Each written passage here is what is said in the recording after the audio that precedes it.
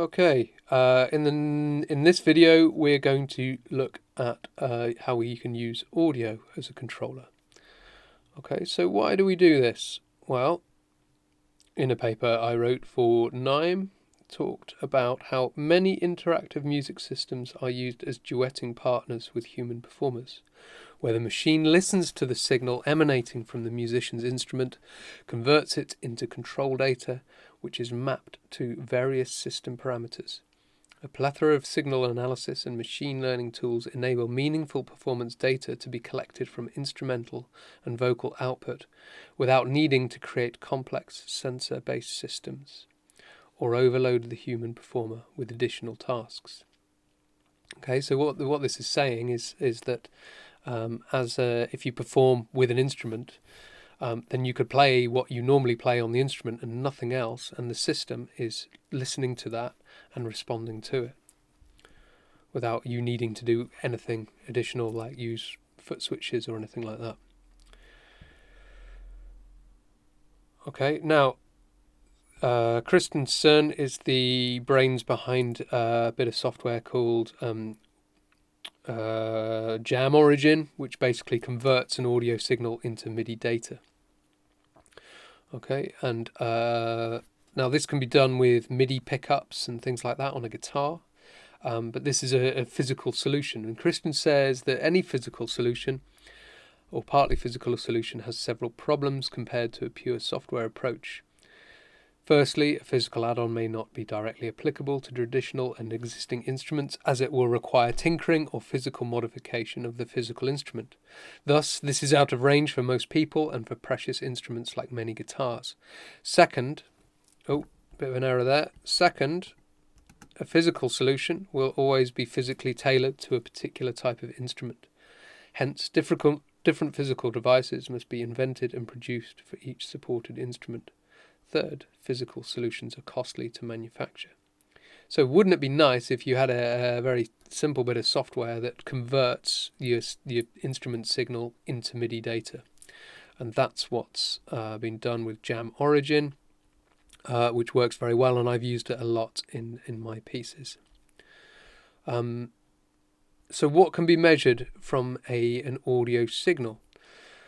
Well, there's a whole load that you can get hold of using the ZSA descriptors, which is a package in Max, and you access these in Max by going to File and showing Package Manager.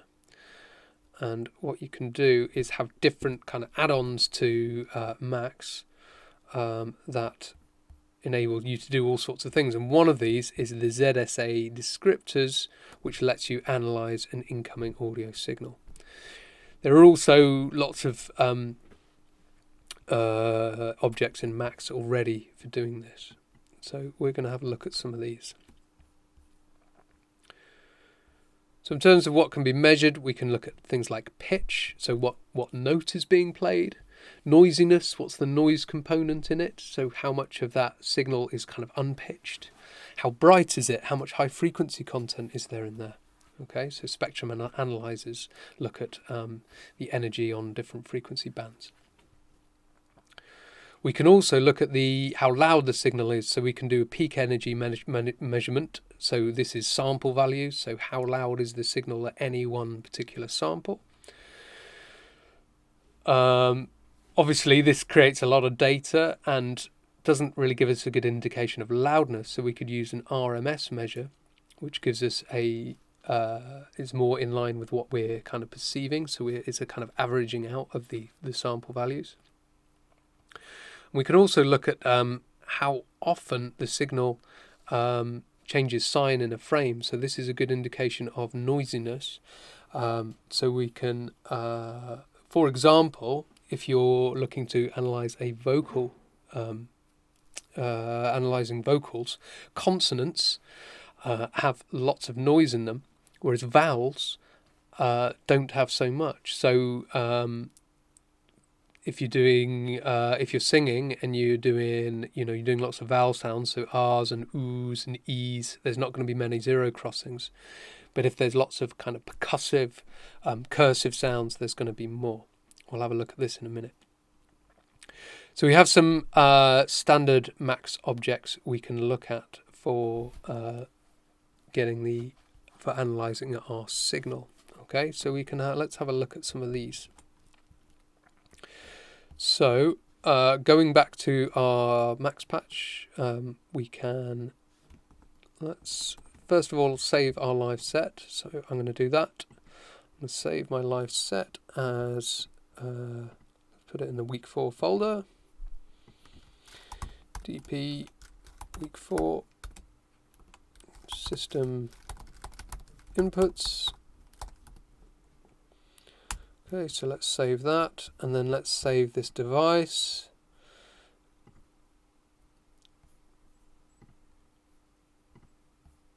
Okay, I'm going to chuck that in there. So MIDI input, and then I can close that. Okay, then let's make an audio track. So Command T will make an audio track. Okay, and then we can make a max audio effect and chuck that in, open it up to edit it. Okay, so let's look at some of these max tools. Okay, so first thing, actually, let's undo that. First thing we're going to do, let's just delete all this except our plugin tilde. This is our input. This is our audio input from live. So we can go back to live. Let's just configure this so that we can get some signal in. So I'm currently recording this using a Zoom as an interface. So what I'm going to do is go to my preferences, go to audio, and select the Zoom here. So let's do that. Okay, and now I can see I've got signal coming in. I can monitor the input there. Okay, and I can see it coming in. So if I go back to max, if I connect a live.gain, there we go, I can see my voice coming in there. Wonderful. So let's have a look at pitch. Okay, this is orange at the moment, so let's see what it needs to make it work. Oh, that's not too useful, is it? Okay, let's try something else. Let's try retune.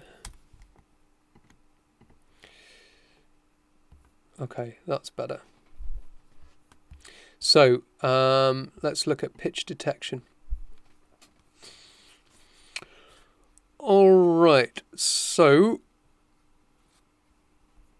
what we're going to do is we're going to nick. Right, okay, yeah, we're going to unlock this patch here. Okay, and we're basically going to take some of these. Okay, so this is our detective frequency coming out of the second outlet. Okay, but we could also get this as a note, so we can have it as a signal output there, or an actual MIDI note number there. So let's just get all of these.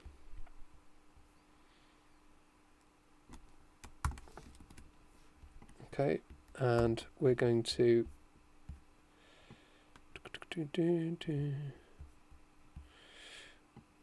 just take this and put it into there.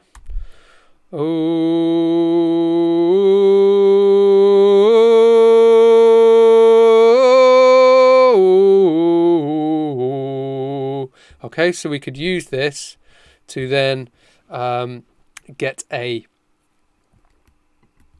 MIDI note number. Okay, so if I use my case slider, and we will, I don't know, let's transpose this by 36 semitones. Okay.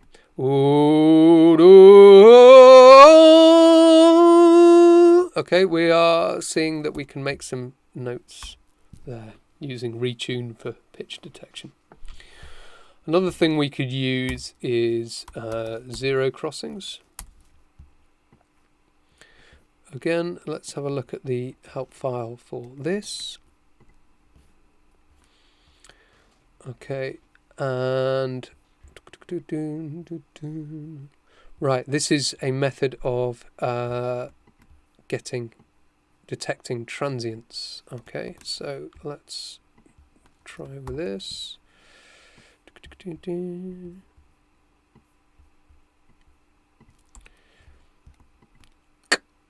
Ooh. So when I do consonant sounds, it's detecting towards transient. When I do hold the pitch, it's down here. Ooh. Okay, so we could use that to perhaps generate some different sounds. So, for example, there's some beatboxing software about to come out that's going to be using these kind of techniques to switch between controlling synths and controlling drum sounds. Okay. The other thing is we can detect the level of an incoming signal using peak amp.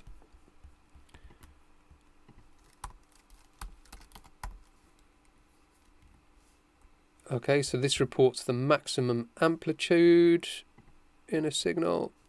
Let's have a look at that. Again, we'll have a look at the help file. Okay. And then you can sort of report on the interval of that. So how often it does it, basically. So let's do that. Live.numbox.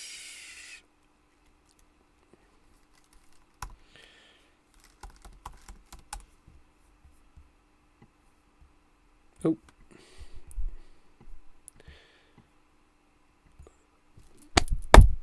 Alright, okay, I might need to change what this is showing. Let's change this to a float. Right. Okay, I think maybe we need to it's got a bang on it there, so maybe we need to use a metronome.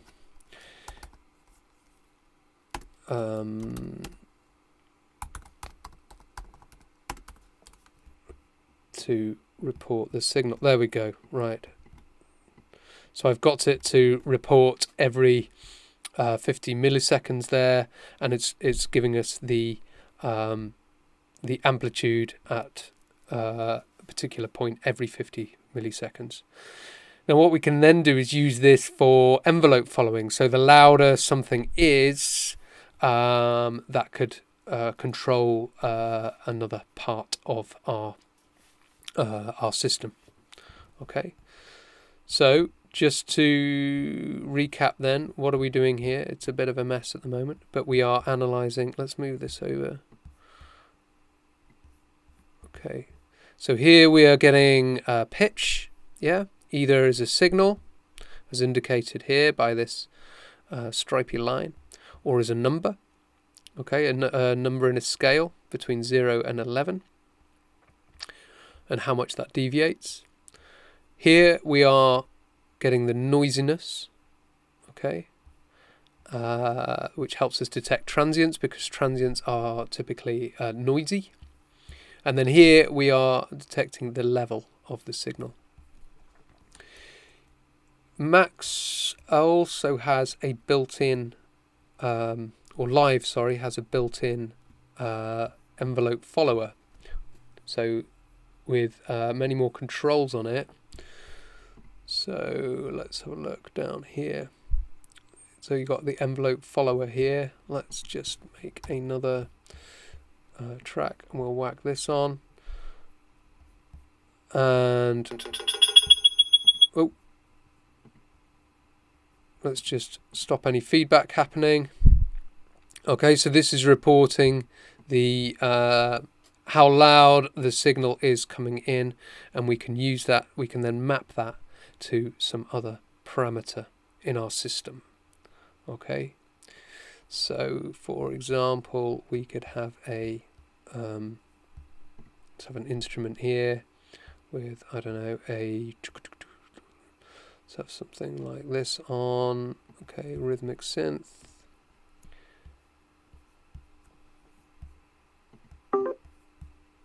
Okay, and then we could map that to our filter frequency there. Okay, so the louder I speak, the more this frequency opens up. Okay.